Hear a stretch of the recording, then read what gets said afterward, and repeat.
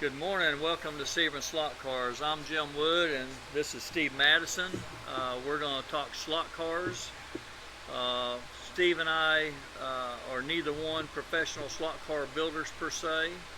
I've only been in slot cars since I was in slot cars as in my childhood, and then I got back into slot cars about 6 years ago playing with 132 on a plastic track, and then bought into a commercial track about 5 years ago.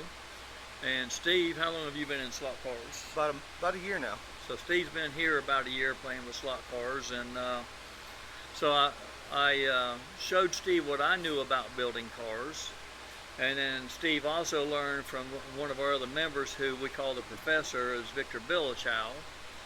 And all of us learned from people like Jim Rose and Ian Douglas and Todd Ulrey, and so all those guys have been a huge help to us, and a lot of it is just doing it. You know, you take the car apart, you watch their videos, and you figure it out as you go. There's a lot of science to tuning a 132 slot car. And so we're going to go over some basics today, and our plan is to do a regular show, hopefully every week, and we will cover about every facet of slot car racing, slot car tracks, how to tune slot cars, maybe even look at different business models of the slot car business, and try to show you what we think can help grow a business and what can help kill a business. And so we're going to try to cover the gamut, but today we're going to go over the basics of just building a slot car. So this time I'm going to turn it over to Steve. All right. Like Jim said, you know, I've been doing this now for about a year, and there's a lot of trial and error to setting up cars. And you know, truth be known, there's more than one way to skin a cat, so to speak. I mean, you have a lot of ways you can set up a car, and I wouldn't say this is going to be the definitive way. This is just the way that I set up a car, and it's been pretty successful for me. So we'll start with. How many cars have you set up in the last year, Steve? I've probably built close to 50 cars total. And I've probably built near that, but I don't go. When I build a car, I'm building a car because we run wooded routed tracks, and so all the cars that come in they come in built for plastic tracks. They all come in with rubber wheels and magnets and plastic track guides, which are shorter than a 124 guide.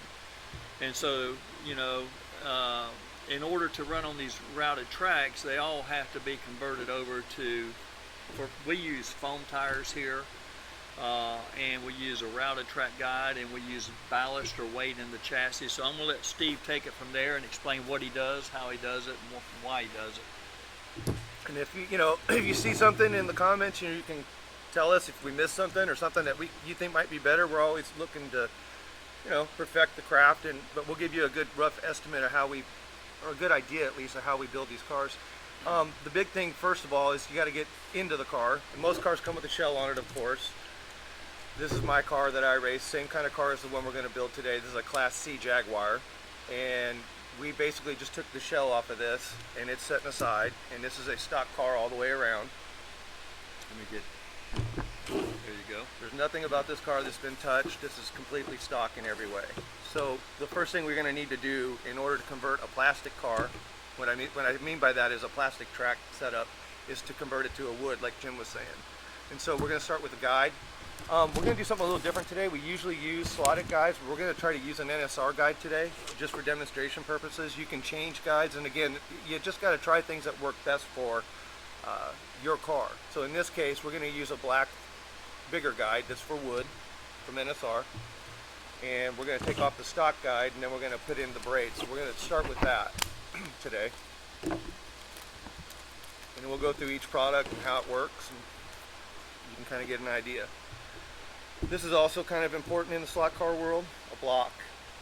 These blocks are really, really important. So this way you can see not only how flat your car is, it's easier to work on the car. When I change this guide, you'll see how I'll use this block to do that. It's one of the things that most people kind of hold off on when they start slot car racing. I would suggest that that's one of the first things that you get along with your car is a block. even if it's a cheaper type of block, just something so you can see the setup of your car.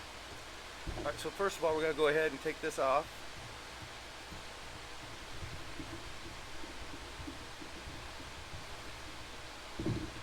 I'd also recommend getting a mat so your screws and stuff don't go rolling around. That's another thing a lot of guys try to put off, but it only took me 5 years to get mine. But once you have it, boy, you almost can't believe you didn't I have don't it. know that I've dropped another screw on the floor since I've had my mat. They are a huge help for that. And they're heat proof. They're made for soldering, believe it or not, so they can take a lot of heat when you're doing solder work, which you'll do here and there on your cars. So right now I just took out all the set screws. I don't know if you can see this on the camera, but there's little tiny set screws that go in here. Let's see if I can grab the right tool. There's a set screw that's on the top of this that you can loosen and tighten, or you can take these braids out. Now that's for a plastic guide. This particular guide here, we don't have any of those set screws. Now, I have been known to drill a guide and put set screws in it. You do have that as an option, but most of them do not come with the set screws to lock in the wires, most of us use ferrules. And these are the ferrules for it. I set a couple out. We'll be putting those on here in just a minute. So the ferrules, the wire goes through the ferrule, and you can't really see them, I don't think. I can get my hand in there. Maybe it'll focus. Yeah, it's not going to focus. Anyway, the ferrules are helpful. They protect the wire. If you just use the wire and the braid and a screw holding them, usually the screw will cause the wire to break prematurely. Now, some of the cars will come with solder on the ends of the wire right there. It has solder, and that'll protect the set screw from injuring the wire, but it'll also cause the wire to break prematurely because it'll break where the solder is. And what I've started doing is I just clip the solder off and put the wire back in there in a ferrule and not worry about it. The first step, I think, going forward on this is you need to be able to space how far this car is off the bottom of the track. So you have to have a minimum of about 10 thousandths of a spacer that goes on this guide flag here. So I recommend people to usually use 20,000 to start with and look at the car overall before you go any further or less. If you run this too shallow or you run no spacers, then the front of your car is typically, especially on a track that's a little bit rough or been used for a long time, it'll start to rub or run into the track. So you have to have your car a minimum. Every shop has a little bit different rules as far as how high or low your car can be, and we have a tool which we'll show at another time that shows the minimum height. So you have to have this spaced out. So we put 2 on here to start with. That comes now underneath here, sits down inside the block. Now what Steve was talking about is when you, like both of our tracks we bought used, and the orange is older than the black. And so we have a couple of lanes that in a certain location, if the car's not properly shimmed, the chassis will hit the joint on its way by and it'll pop the car out. But by shimming to 20 or 30 thousandths, usually it'll enable the car to go through the joint just fine without coming out of the slot. Alright, so I basically have screwed this back on with our spacers, and now I'm going to put in some braids. And I have some braids here that are used out of another car that are brand new, but when I mean used, they've been installed before. It's kind of a tricky deal to get those in, but if they're still pretty clean, you can get them in. The best idea you can do here is leave a little bit out at the top of the car here, and you can roll that over the top. This way, when you stick your ferrule through here, you have some room in that hole and you can see what you're doing, and you have a little bit so you don't pull it back out when you push it through. And you'll see that once I get these ferrules on the end of these wires here, when you get those on there, they'll squeeze in between these holes. So you want to make sure you have a little bit curled over so that it doesn't push it out the other side. This is the back side of it here. You can see. And we'll get one more of these. Hopefully this one will go right in. That'd be a miracle to have 2 of them go right in. Usually the braid is easier to insert if you do it through the top of the guide versus the bottom of the guide. Usually the bottom of the guide's got some molding flash or is a smaller opening than the top of the guide. Take a smaller OD.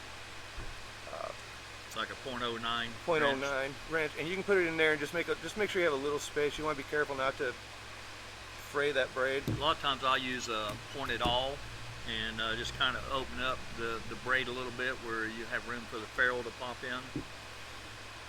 Yeah, here's one of the ferrules. Kind of small. A lot of the things we're working with are small, and as we start doing this show, we're going to perfect our close-ups. You can see these a little bit better, but you know, as it's our first episode, there's going to be a little bit of growing pains, but hopefully you'll be able to see this on camera. So once I put that ferrule in there, on top of that wire, I fold the wire back over. I like to fold the wire back over towards the braid itself on the inside so that there's a good connection when you sandwich them together. So hopefully you'll be able to see on camera here, if I don't knock everything off our table, me putting this in. This part's a little tricky, and to be honest, in your slot car building, this is going to be the thing that frustrates you the most, is getting these little tiny ferrules in these braids with your, you know, big hands like mine.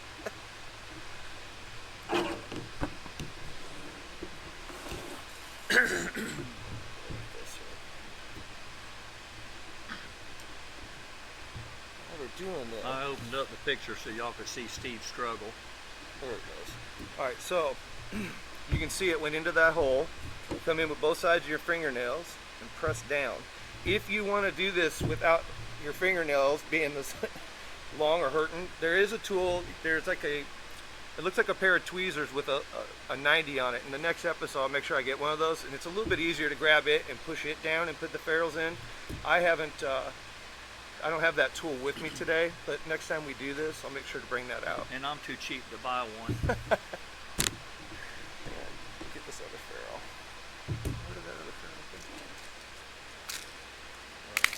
go? Let me just show you this. This is a box that a lot of us use. If I can get it in front. And we have 4 cell chambers where you can put your small parts in these, and you can open up one at a time.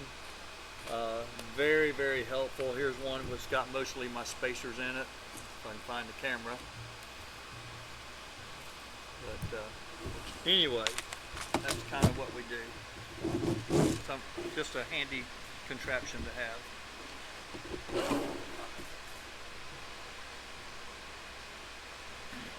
While Steve's working on that, I'm going to show you a little bit about our operation. We have 2 tracks. We have the American Black. Revell made a black like this. It had a little hump on the bridge.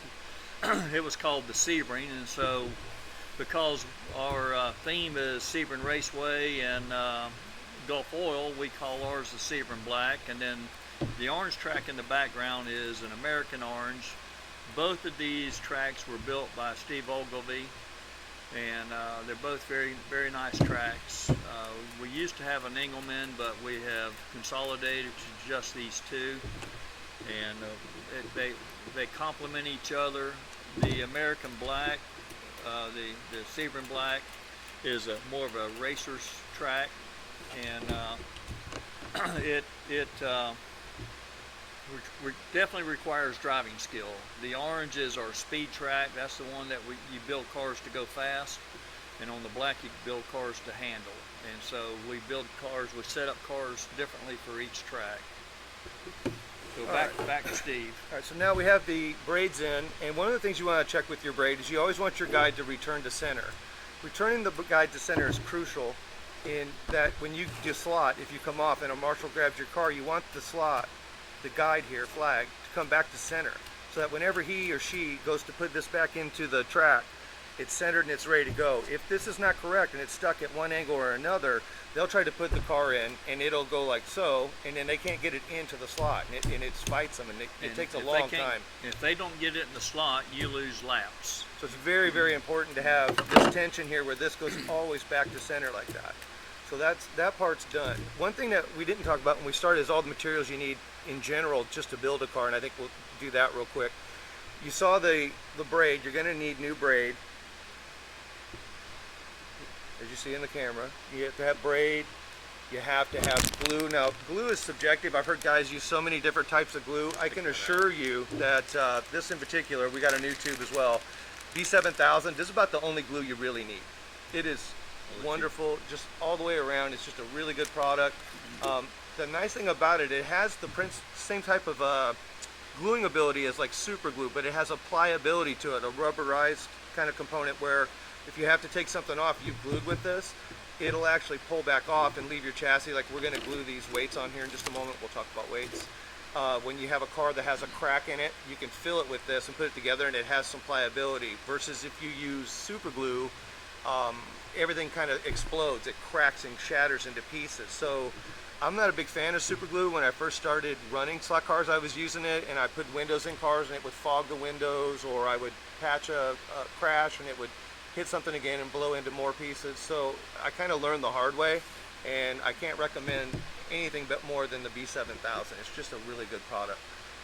Well, and the super glue it doesn't handle impact, where the B7000 will take impact. And like a couple of years ago, we did our first 6-hour endurance race here, and we used the Scale Auto hypercars for that race. And when you look at a Scale Auto hypercar, they look fragile, and they are to an extent. The front end is not heavily braced, just like the real race car is not heavily braced. So they're an accurate scale model, but all of our cars finished the race. Now, one of them finished without a hood, but every car finished the race. All right, so I showed you the braid and obviously the guide flag. Here's some examples of weight. So I've seen people use lead sheet that you cut in, and it has an adhesive backing that you can put anywhere on the car. There's the lead discs, which I'm a big fan of because, what's that? Tungsten discs. Tungsten discs, where the thing I like about this is that cutting this equal, when I say this, the lead, is not as easy as these being placed, because you're putting equal weight all around the car. So I'm a big fan of the tungsten discs. These are the guide flag spacers. These are all from Professor Motor.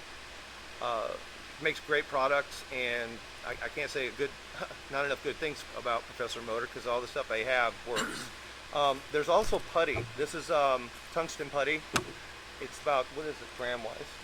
There's 30 grams in that container. 30 grams of putty. And what's interesting about this, and what's useful, is if you have weird cars, weird chassis, like for instance, Scale Auto has a lot of chassis with a lot of holes and gaps where there's not a lot of places to put a solid weight. This putty is pretty amazing because it can go in weird crevices and weird slots, and it doesn't interfere with the body. So I'm kind of a fan of having putty and the discs. I know other guys that really just want to kind of use lead sheet. It's more of a personal preference. I've just had better results personally with the Professor Motor tungsten discs and their products. So it's nothing against anybody as far as like, slotted or NSR or Thunder Slot. They all make good stuff, but I just like their Professor Motor when it comes to building. So going after that, we've got our guide set up now. We have new braid put in. We now need to weight the car, I would say. Okay. So I'm going to show you how I weight my cars. This particular car is a good example. So I'm going to mimic this. So this car runs pretty good for me, and I've had good success racing with it. Let's see if we can get it apart here. And I can show you the build on this one. And we're just going to mimic it on the car that's on the table.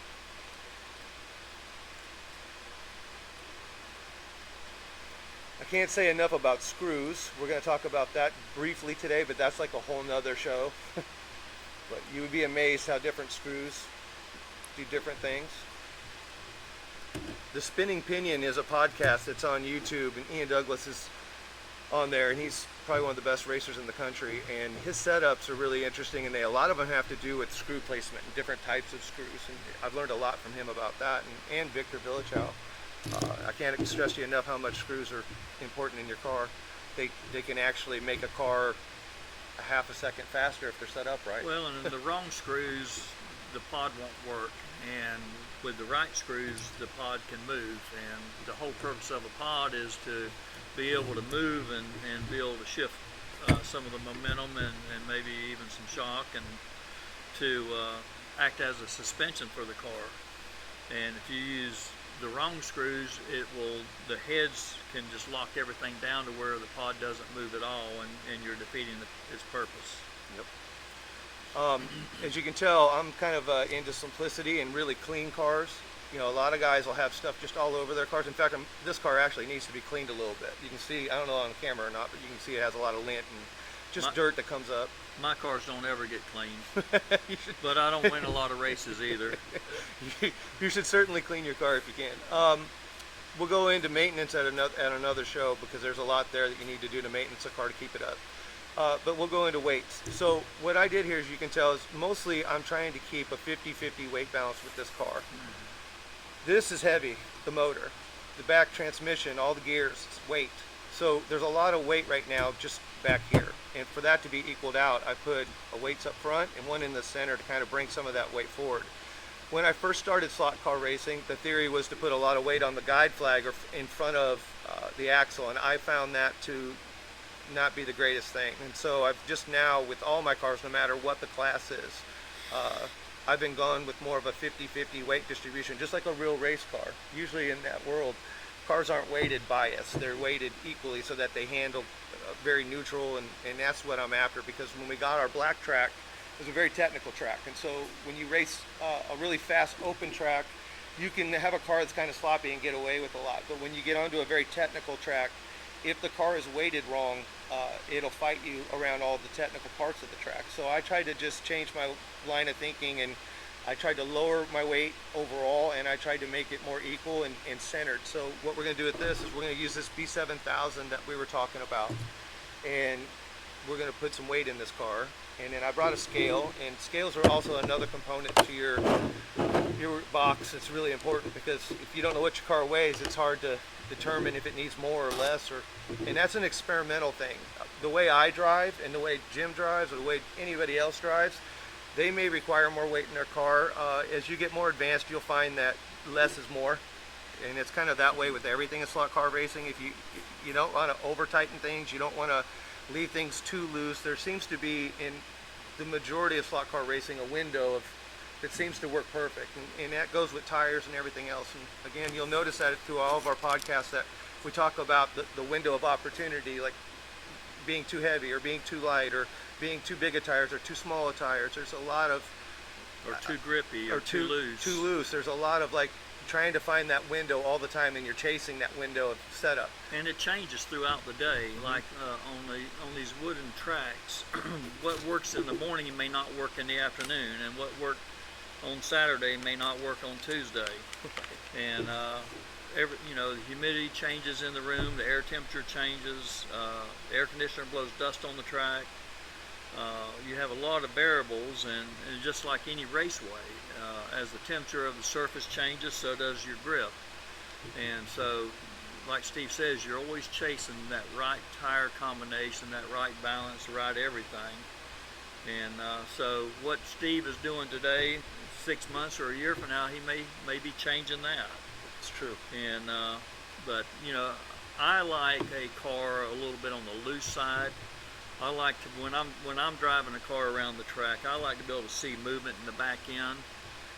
If somebody gives me a tight car, I'm just going to roll it over, because I'm never going to know when I'm getting close to that edge, where when the back end can move a little bit, I can see it, and I know, okay, I got to take it easy there.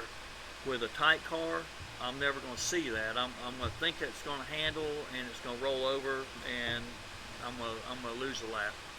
And Steve can handle a tighter car than I can, and drive it well. And I don't know how he does it. Maybe he's got ESP or something, but he can handle a tight chassis a lot better than I can. And in personal driving preferences between drivers, it's really interesting to see how people set up just their remotes. That's another thing that I think we can cover at some point, is how people set remotes up, and sensitivity on the remote up, or they'll change the chip in the remote itself just from a just to have a different type of feel. So and it's really about the driver at that point. And even the remote setup can vary from the two tracks. Steve will drive his race on the black track with a totally different remote setting than he will the orange. I pretty much stay the same. It's probably why I don't win as many races. But I'm good at racing. I just don't win a lot.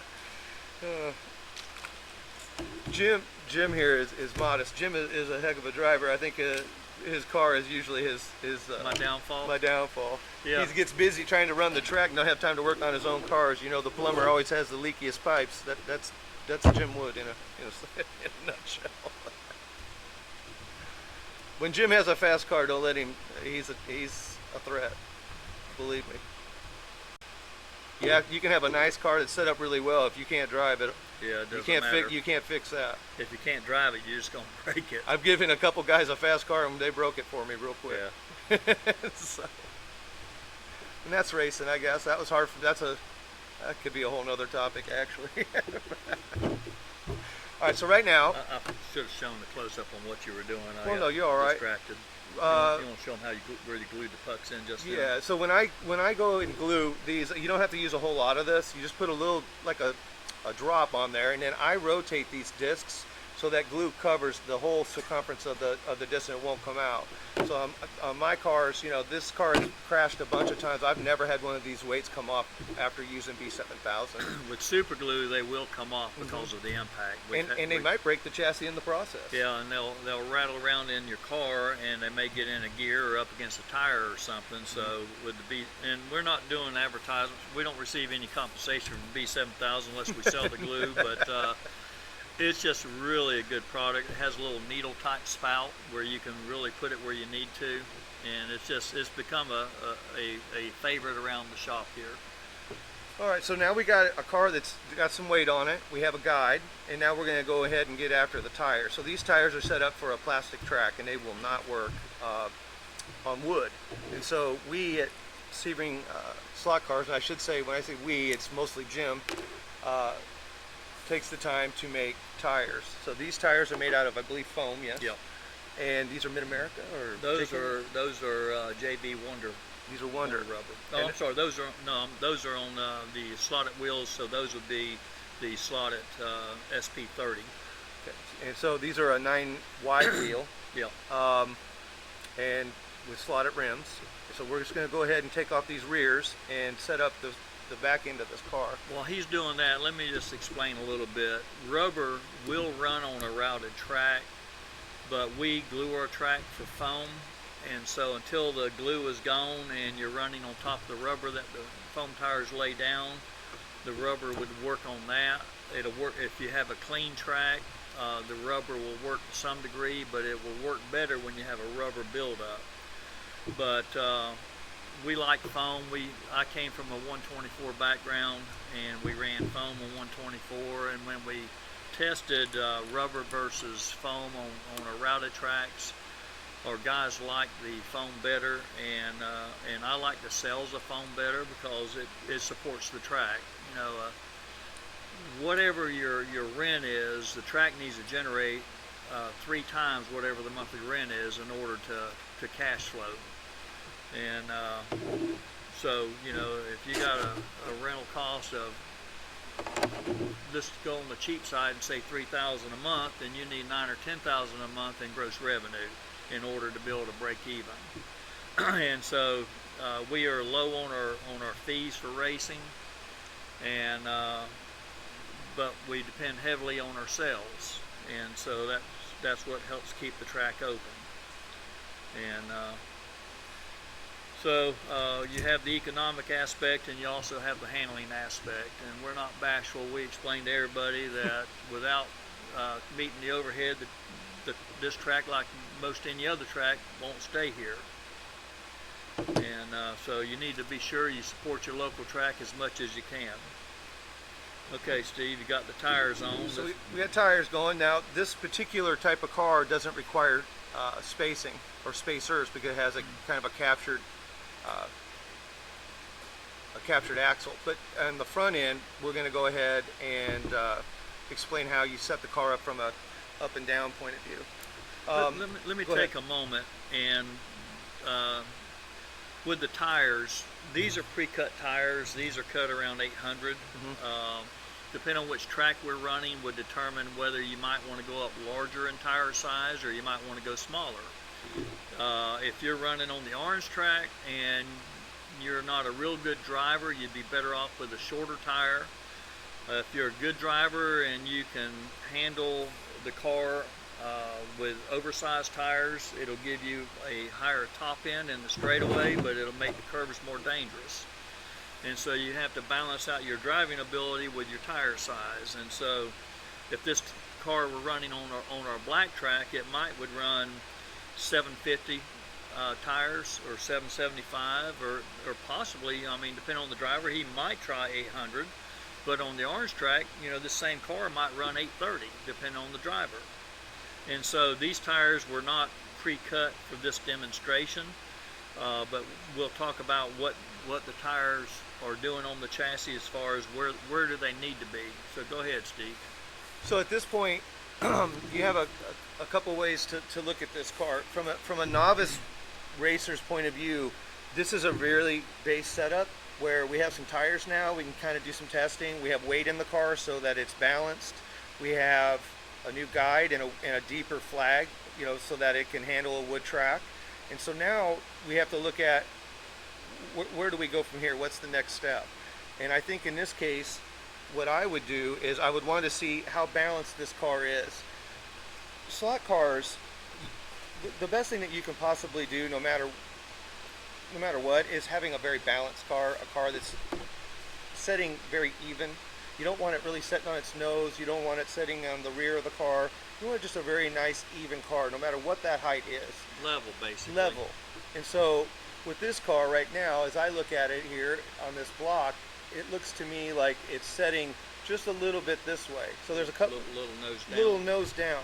And so I guess what I would tell people is, at this point, you have a couple options. The right way to handle this, if you want to stick with this circumference rear overall, is that you would want to add one more of the shims here, which would bring that nose up to match it. That would be probably a good starting point for you. The next thing you need to look at is the front tires. This is all depending on your club and what your rules are. In some clubs, these do not have to touch, and guys will just push them all the way up out of the way and let the car run on the flag. At our shop, the tires have to touch the track when you're moving the car, so they barely need to touch. We're not saying that we're going to go and just, you know, check every single thing, but it needs to, when we roll the car, the front tires need to move. And so if you're there, that's fine. But you don't want to, you also conversely do not want to take the tires and push them into the track, because they need to be able to move a little bit when you're going into corners. It needs to be a little bit of motion. And how that's accomplished is here. Most people you don't see them in this car right now, but here on the top, set screws go in here, or grub screws. That screw on the top, if you rotate down or tighten, it's going to push the axle into this block. On the opposite side of the car, I'll put this in here so you can see, this is being held in. There's another grub screw on the bottom. Those screws push the wheels and the axle as you tighten them up into the car. So you want to have it where the wheels are barely touching, and you don't want a lot of movement in this front end.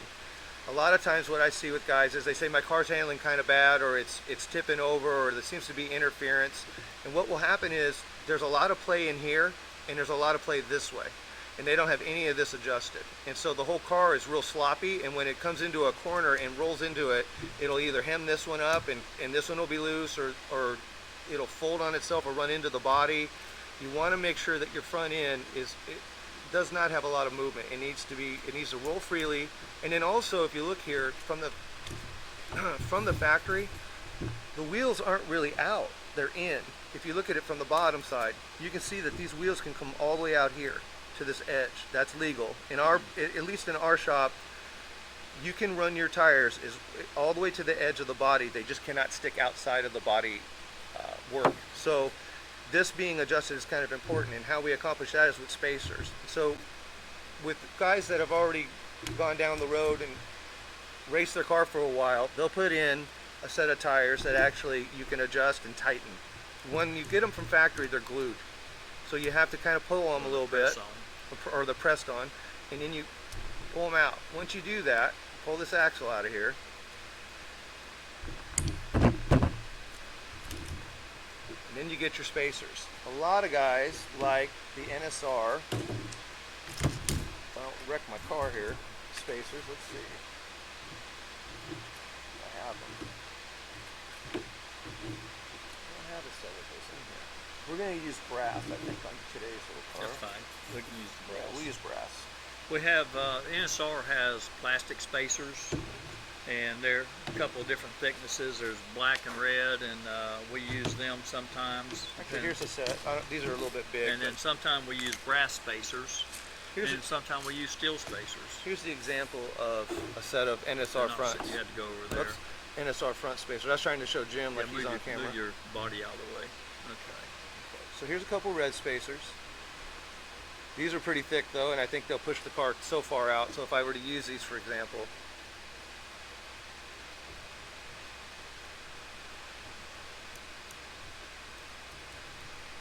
you see I can't even get the axle through to the other side to put the other one on. It's too thick. So I'm going to use brass instead.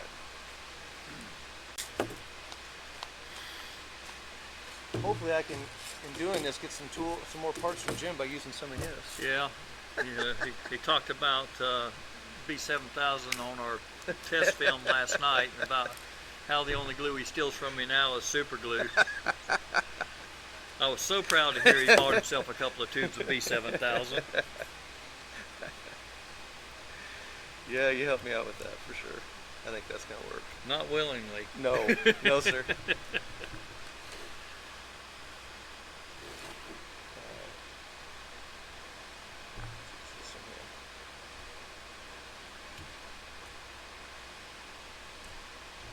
All right, so now, now what I do a lot of times, I will take the rear wheels and pull the rubber off the rear wheels and take the rubber off the front wheels, because the front wheel rubber is usually smaller on a slotted than it is on the rear wheel. And I'll put the rubber on the front wheel on the back rim and make that my front wheel, because that will give me an aluminum rim with a set screw, so that I don't have to worry about the plastic wheels cracking and coming off. Here's a net example of one of those. With the set screw in it. Yep. And those will stay on. Yes. Okay, so now we have foam tires mounted, we have weight, we've adjusted this front. This front right now, to be honest with you, it doesn't really need a ton of adjustment. I don't know if you can see on this video. Let me see here. Look for the gap between the chassis and the block, if you can see that on the video. Right there is a good angle. Pretty even, so I think this is a good starting point to just run the car and see where we go from there. I think for today's video, I think we're almost at the end of it, but I think a good thing to end with might be mounting the body on the car. Why don't we do that, and we'll run it around on the black track, and I'll see where it's at. See if I can get the camera focused on the black track.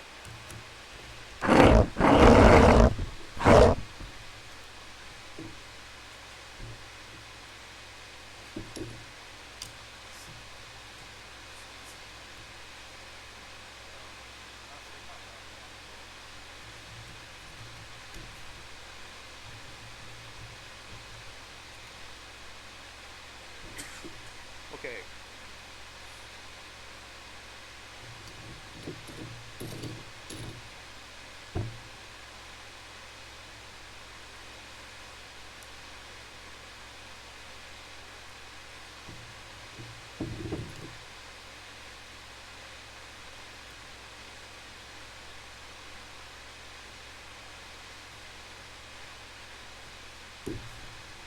Something to talk about when you put on a body on a car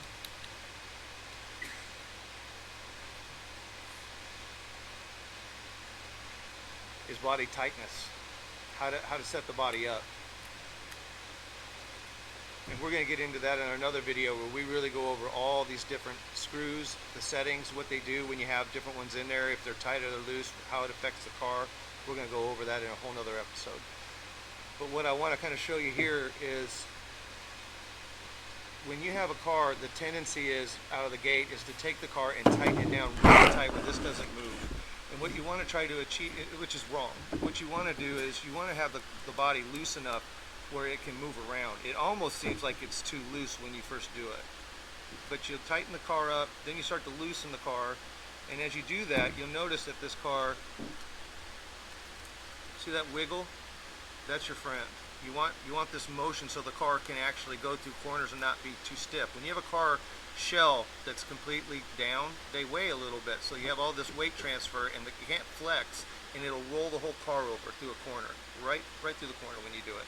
So you want to make sure that when you have this car sitting on a plate and you come up to it, it should be able to move like this. There should be some kind of movement. Essentially, that's your suspension. Yeah, it's the suspension for the car in essence. So never have your car clamshelled is really important. And really the only way to get a car to have the right amount of body float is eventually, most guys, you know, you can run the factory screws like this, but they're really small, they're shallow, they wear out, and they tend to fall out. So what I advise people, and again, when we talk about body screws and pod tightness on another episode, we'll talk about how these different screws with different heads affect things. They're kind of important. And so in this case, I have 2 aftermarket screws in this body right now, and you'll notice they have a huge shoulder on them, and they're long. So I can go farther in the car, see if you guys can see this. And in here, there's a shoulder on it. That shoulder is probably one of the most important components because it controls the amount of float the car has and adjustability. When you have no shoulder and you have nothing but threads, all you can do is kind of loosen a little bit, and the car feels tight, and eventually it's just going to pull them out of the actual shell of the car. So investing in screws of every kind is really important. And there's going to be an episode, like I said, where we talk about probably 10 different types of screws. But in this case, I wanted one that can give this car a little bit of float, and then we can run it over the track and see how it performs. And we'll start a new episode next Tuesday. Sounds good. Alright.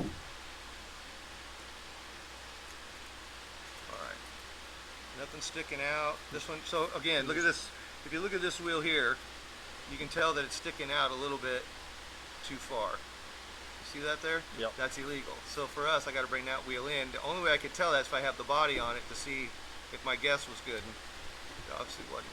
Yeah, and I check Steve's wheels for width regularly just to make sure. You know, I don't want him to have any advantage over me. All right, now we're ready. I think we are now ready to try to run this car. All right. You have now a car out of the box. I have my shell on it, but this is a stock car basically, ready to rumble. And you have a controller and all.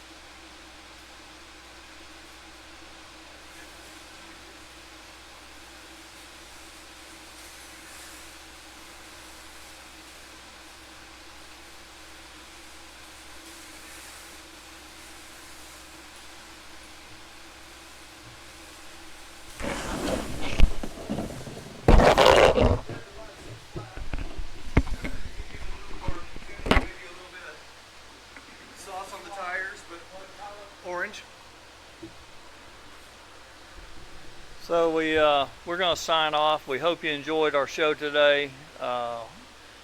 We enjoy being with you, and we hope to do, like we said, a podcast or a show every Tuesday, and we just want to get the basics out so everybody can understand what you need to do from a basic standpoint. What you need to buy. What's required to put a car together, and why. We want you to understand why you do what you do. And so this is our first one, and we'll be back next week with another another class. And we appreciate your feedback. If you have comments, leave them below the video. Let us know if there's things we could do better. Obviously, there's going to be a lot because this is our first time, and so we're kind of winging it. But I think as we get better here, it'll be a little more concise and more prepped. And if you have negative feedback, send them to Steve's attention. Yeah, to me in particular. All right, guys, thank you. We're going to sign off.